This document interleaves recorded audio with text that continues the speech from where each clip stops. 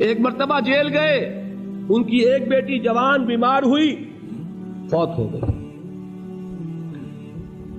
باہر چھوڑا انگریز نے، جاؤ بھائی دفن کر دو بیٹی کو۔ دوسری مرتبہ جیل گئے، دوسری جوان بیٹی اسی مرض میں مبتلا ہوئی، اب یہ جیل میں ہے، خبر پہنچی کہ دوسری بیٹی کے اوپر بھی اسی مرض کا حملہ ہوا ہے۔ ایک نظم لکھی ہے جس کا آخری شعر یہ ہے، تیری صحت ہمیں منظور ہے لیکن اس کو نہیں منظور تو پھر ہم کو بھی منظور نہیں۔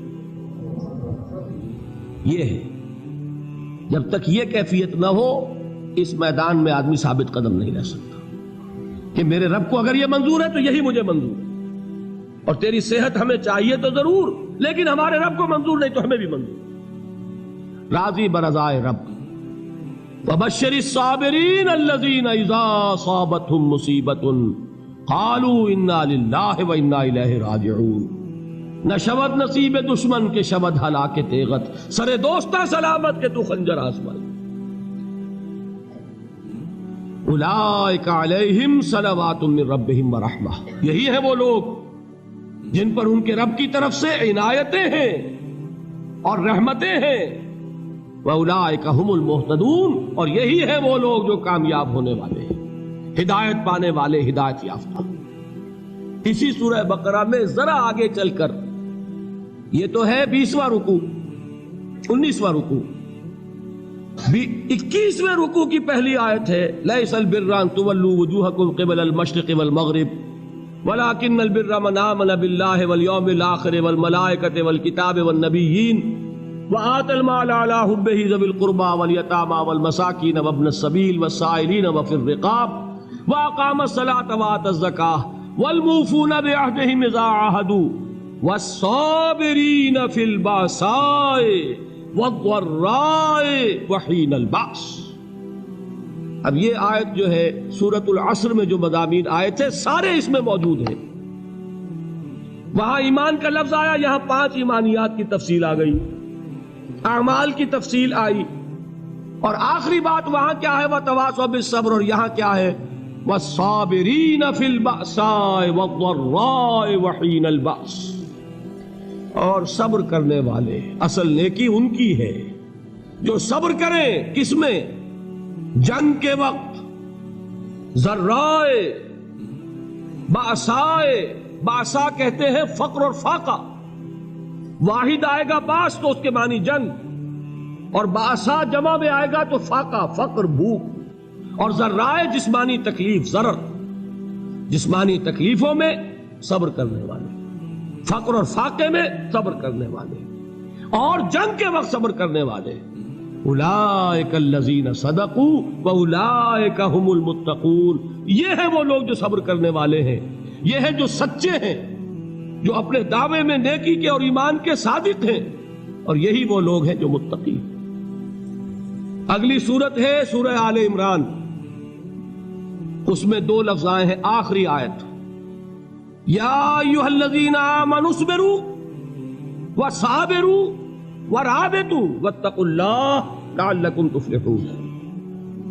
دیکھیے یہاں صبر اور صابر، جو تعلق جوہد اور جہاد کا ہے وہی ہے صبر اور مصابرت۔ صبر ایک طرفہ عمل ہے، آپ جھیل رہے ہیں، برداشت کر رہے ہیں، صبر علی المعصیہ، صبر علی الطاعہ، صبر علی الابتلاء، یہ سب کیا ہے؟ صبر۔ اور مصابرت کیا ہے؟ صبر کا صبر سے مقابلہ۔ یہ سورہ آل عمران، اب وقت نہیں ہے، میں آپ کو سناتا اللہ تعالیٰ نے کیسے کیسے مسلمانوں سے کہا، مسلمانوں تمہیں زک پہنچی ہے تو انہیں بھی تو پہنچی تھی، ان کے 70 نہیں مارے گئے تھے بدر میں، ان کے حوصلے جو ہیں وہ تو پست نہیں ہوئے، وہ اگلے سال آ گئے تم پر چڑھائی کر کے، تم کیوں اتنا برا مان رہے ہو؟ تمہارے دل اتنے زخمی کیوں ہو گئے؟ تمہیں تکلیف پہنچتی ہے تو انہیں بھی پہنچتی ہے۔ اپنی غیرت جو ہے ہمیں ذرا اس کا جائزہ لینا چاہیے۔ لوگ باطل نظریات کے لیے کتنی قربانیاں دے رہے ہیں، لوگ باطل چیزوں کے فروغ کے لیے کتنی محنتیں کر رہے ہیں۔ جیسا کہ میں نے ابھی کہا تھا، اسی غیرت کو چیلنج کرنے کے لیے، ذرا آپ کی حمیت دینی کو جوش دلانے کے لیے، قادیانی نوجوان کتنی تعداد میں اپنے آپ کو دین کے لیے وقف کرتا ہے، اور آپ کتنے نوجوان ہیں جو اپنے آپ کو دین کے لیے وقف کر دیتے ہیں، اور ہوں وہ کھاتے پیتے گھرانوں کے لوگ۔ یہ نہیں ہے کہ اگر کوئی اور کام نہیں کر سکتا تو پھر یہ ہے کہ وہ دین کے کام میں لگ جائے۔ باصلاحیت لوگ، کھاتے پیتے لوگ، ذہنی استعداد رکھنے والے لوگ، اونچے گھرانوں کے لوگ، وہ وقف کریں اپنے آپ کو دین کے لیے۔ اس کے بغیر کیسے باہر آ جائے گی، کیسے رونق آ جائے گی؟ تو دنیا میں باطل نظریات والے جو ہیں، یہ بات کہی گئی ہے، مسلمانوں تم اگر توحید کے لیے لڑ رہے ہو، دیکھتے نہیں ابو جہل کو، اس نے گردن کٹوائی ہے شرک کے لیے، شرک کے لیے گردن کٹوائے، اور تم توحید کے لیے گردن کٹوانے کو تیار نہ ہو۔ اس نے گردن کٹوائی کہ نہیں کٹوائی؟ اور کس طرح کٹوائی ہے؟ جو کہ بڑا متکبر قسم کا، فرعون قسم کا شخص تھا، جب گردن کاٹنے لگے تو کہتا ہے ذرا نیچے سے کاٹنا، تاکہ جب تم نیزے کے اوپر چڑھاؤ میرے سر کو تو اونچا نظر آئے، معلوم ہو سردار کا سر۔ وہ بدبخت مرتے ہوئے بھی جو اس کی کیفیت تھی نا، اس کو ذہن میں رکھیے۔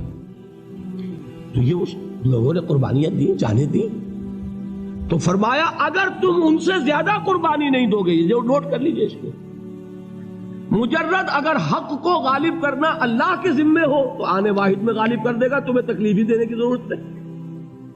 سمجھ رہے؟ کیا اللہ کے مقابلے میں کوئی باطل کی طاقت ٹھہر سکتی ہے؟ یہ تمہارے ایمان کا امتحان ہے، یہ تمہارے خلوص کی آزمائش ہے، یہ تمہارے امتحان کا ثبوت درکار ہے کہ اللہ تعالیٰ دیکھنا چاہتا ہے تم اس کے لیے اپنی جانیں قربان کرنے کو تیار ہو کہ نہیں، تم اس کے لیے تن من دھن لگانے کو تیار ہو کہ نہیں۔ اور یہ جان لو کہ اگر کفار اور مشرکین اور ملحدین اور باطل نظریات والے وہ جو کچھ قربانیاں اپنے باطل نظریات کے لیے دے رہے ہیں، ان سے زیادہ اگر تم نہیں دو گے تو حق غالب نہیں ہوگا۔